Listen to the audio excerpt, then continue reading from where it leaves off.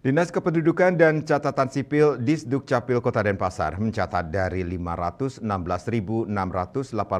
warga yang wajib KTP, baru 508.596 orang yang melakukan perekaman. Angka ini sekitar 98,43% dan sisanya lagi 1,57% belum melakukan perekaman. Sekitar 8.090 warga yang belum melakukan perekaman terancam tidak bisa memberikan hak pilihnya pada Pilkada serentak 2024 yang akan digelar November mendatang.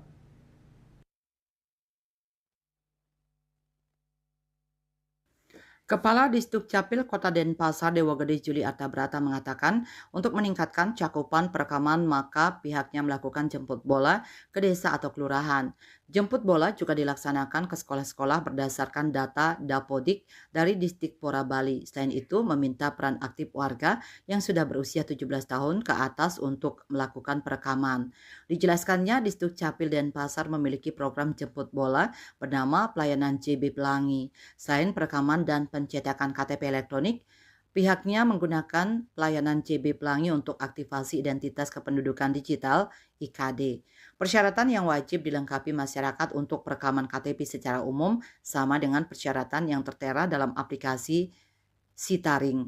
Akan tetapi pelayanannya dilaksanakan secara offline dengan menyasar SMA, SMK, dan kantor-kantor di wilayah Kota Denpasar. Pihaknya juga mengajak seluruh siswa SMA, SMK yang berusia 17 tahun dan memiliki KK Denpasar dapat melaksanakan pengurusan KTPL dan aktivasi IKD. Wartawan Bisnis Bali melaporkan.